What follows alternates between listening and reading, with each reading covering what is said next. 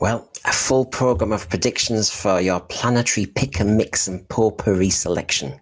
As with every companion of Russell's first seasons in charge, whether Donna, Martha, Captain Jack, or Rose, Ruby Sunday will be key. I offer you some predictions in a moment, but since we are going heavy on gods, and I do reckon Horus has something up his sleeve, and with this obsession with harbingers, this season and next, we've seen the Miami photographs for season 2 with harbinger written down. Could Mrs. Flood be the harbinger of Horus, and Ruby is somehow linked to the god of Horus, placed in Ruby Road on Christmas Day, Christmas night, strategically? I mean, if you think about it, we have Sutekh, and now we've got Ruby Sun Day. Is there something there? And who could this kind woman waiting with something absolutely vital on a distant planet be? Russell Davies has said in the latest Radio Times, a phenomenal actor who delivers the most brilliant scene. I still think it's Susan, because he would big up the actress who started the show. And a veteran. He'd talk like that about William Russell. He'd talk like that about William Hartnell. I do think he would. So phenomenal actor who delivers the most brilliant scene, where either, from what you'll hear in my predictions in a moment about Susan, it might be key. So I'm just going to leave it out there. But I think that she'll have left David behind and traversed the universe as humans could then anyway. So she won't have been trapped on Earth, I'm sure. And she won't have stuck with one human. And anyway, would have died. And if she was a time lady, as my hunch is, she'd have to move on anyway. Is the one who waits Horus waiting for a moment when you have to put Sutekh back in their place, or for another battle? Or is it Susan herself, the one who waits, who has waited basically for the duration of the whole series run since 1964? Give us 10 minutes of your time that will open your eyes to the possibilities awaiting in the Empire of Death on your day away. Share your predictions too in my YouTube comments. Come on, let's put all our cards on the table now. It's a bit of fan fun. Please like and subscribe. I'm trying to get to 700 subscribers since I started after the giggle in mid-December. Everyone's been wonderful and supportive, so if you have just discovered us and like the cut of our jib, please add a subscription. Much appreciated. Enjoy the predictions. Here we go, in no particular order. Can you imagine how disappointed you'd be if I just said, my prediction is the Doctor will cry? You'd look at me going, wait, man, everybody knows that. I actually do think he will cry at the end, but so did David Tennant at the end of losing Rose, and he was very down after losing Donna Noble. So, yeah. Anyway, here's the big ones. Just like we had the Subwave network in season 4 with Harriet Jones, and we've had various devices to kind of energize the Doctor in season 3, it's all that kind of thing. I think there's a possibility that Sutekh's mental energy can be disrupted by some subwave network. Now, I'm not just going to say that and you go, oh, well, thanks, Brendan. That's half an idea. I'm going to link it to several things. So go with me. Possibly by the Doctor or somebody can tap into the brain of one of the harbingers. These harbingers seem to be everywhere. There's one in unit, Harriet Harbinger, so to speak.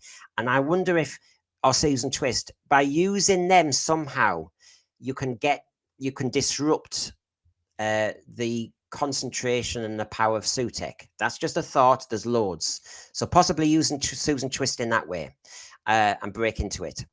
I think one of the resolutions will definitely be Sutekh caught by the time window.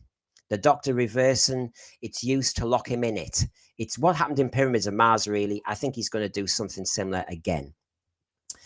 The device mentioned in part 1 always solves the issue in part 2, according to RTD. So we had the magnetic clamps, we had the time vortex, we had the magnetron, we had the rift manipulator. I think this time, time window solves everything. But it won't solve everything because we need a companion disconnect. And quite obviously, RTD loves season 19. At the end of it, we had Time Flight and Tegan disconnect, but Arc of Infinity, she's back. So I think this time, Ruby Sunday will be disconnected from the TARDIS crew by being trapped within the time window.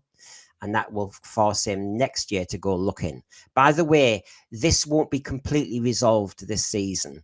This is going to continue because you've seen shots of season 2, that 1950s Miami one, and actually on the cinema front, the words change and it says Harbinger. So I think these harbingers, all these pantheon of gods, are going to go way into season 2, the trickster, etc.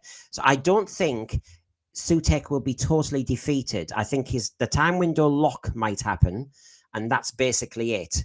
But the harbingers are going to be around for seasons to come, because I think RTD thinks he's got, this money will grow on trees. If he just does fantasy for 3 or 4 seasons, easy peasy. He can make up any old nonsense. So I think that's where we're going to go with that one. I think we're going to have loads of Armageddon. You've seen the shots. I've got them here somewhere, haven't I? You've seen the shots. We're going to have loads of Armageddon and chaos, just like we had in seasons 1, 2, 3, 4.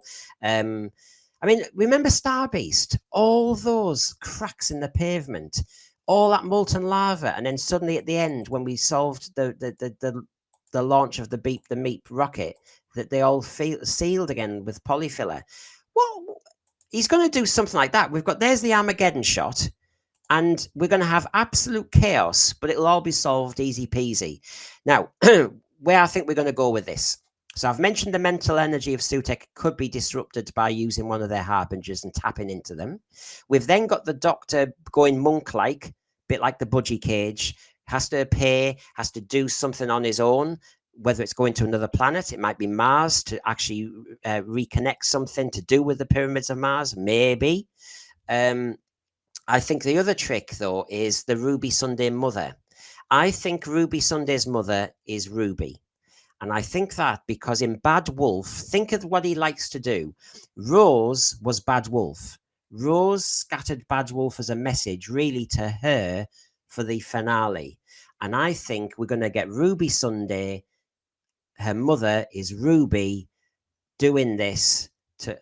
It's going to be this kind of warning to herself. We saw her pointing more at the TARDIS last week in the time window. I think that's what's going to be key there. See what you think in the thread in a minute. We're going to get a surprise skill of a companion or a surprise guest.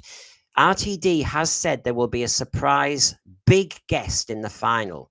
Now, I wonder if that's Caroline Ford.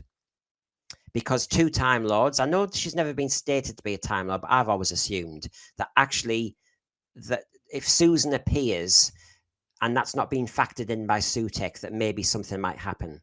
Possibly, but Susan might be damaged by it. Susan might be crushed by it. Susan might help out. This is just a hunch. If Susan Foreman comes back to help out, to break things, and yes, I see Dada DeBasa says Sean Pertwee, maybe another Doctor appears.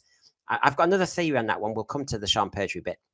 But, that's a possibility. And because he did say this season will end with us screaming. Now, we might be screaming, he thinks, because Millie is trapped in the time window and she could be dead. And that's sad. But the other thing could be that we see Susan at last after 61 years. But sadly, she's forced to regenerate. And some think into Verada Sethu.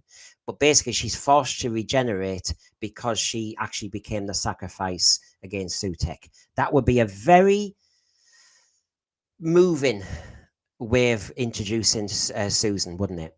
She'd be big. She'd be important. She wouldn't be spraining her ankle in 5 Doctors. She would be centerpiece resolution. And that's follows his default of the companion does something surprising that you didn't really know they'd do. And you could have a surprise companion do that. So Susan, I think Ruby Sunday's love might defeat Sutekh. That's the other way of doing it. I'm just checking through my predictions here. Oh, yes. I think it'll all be solved after about 30 odd minutes. And I think we'll have 10 minutes of kissy, kissy, hug fest. Everybody saying, are you nice? Remember the end of Giggle? After all that chaos with the toy maker, they all sat down to have a curry in the garden. And they were worried about the shooting from the granddad. I think we're going to have about 10 minutes of kind of calm, chatty, and then, oh, what a shame Susan died, or what a shame Ruby Sunday's not here, but we'll hopefully she's alive and we'll find her. And I'm going to go and find my boyfriend somewhere in an alternative universe because I quite like kissing him. You know, that kind of chat. I think that's what will happen. So the plot will fizzle out faster than a bonfire night sparkler. Susan Foreman might appear and save everybody. Ruby Sunday might be caught in the time window. Remember, Sarah had a quartz star piece of jewelry from Pandora in a season 4 finale, just so happened around her neck. Donna just so happened to do the meta crisis. Rose, who obviously just normally likes chips, suddenly had the whole time vortex in her. You know, Martha happened to, surprise, we didn't know, but in part 2 of season 3, she'd been having a chit chat with the whole of the human race. We didn't know, did we? That kind of hocus pocus nonsense. Have I missed anything out as I come back to the thread and see what you think? Right, shut your face, Noble. Let's join the panel, because maybe I've gone off on one. I got it right with Sutekh, and I'm going to get everything else wrong. Oh, yes, the Sean Pertwee point, just before I come to the thread. You know, I said about the Fugitive Doctor, is he going to crank in the Fugitive Doctor between Doctor 2 and Doctor 3? Because if you bring Sean Pertwee back, you're playing around with the John Pertwee incarnation. Why would you do that? Why would you tell everybody in the Radio Times to go and watch Spearhead from Space before you watch this finale? Spearhead from Space, as we know, introduced the Third Doctor. Why is that key to this? But we've got a time window. Now, the reason I mentioned Susan Foreman, because quite rightly, you will tell me she's in the future. She can't come into 2024. Well, she can with a time window. The time window, if you work at it, remember all that snow falling every time Ruby Sunday's there. I think that's key to something. I think there's more snow to come. I think the snow could be a way of actually infecting the Sutekh energy. I do think there's more going on. But I also think the time window, because it's sat right there, right in front of us. If we can go back 20 years to see Ruby Sunday dropped off at a church, we can go 200 years in the future, whenever it is. Was it 2064 or 2164? To get Susan. Susan can come back through the time window. This is the moment for Susan Foreman. So that's a good possibility, okay? And also, it's a good possibility to go back to the Third Doctor's time, and the Fugitive Doctor helps solve the issue. So I'm not hedging my bets. That there's a possibility of a couple of things here. The time window, we either go back to the Spearhead from Space, and I know some of your fears are the Fugitive Doctor came before the Third Doctor, and that's where he can plant it, because he loves Chris Chibnall, doesn't he? But she would then help solve it. Or we get Susan Foreman coming from the future to help solve it. I think we'd prefer that one for different reasons. So there you go.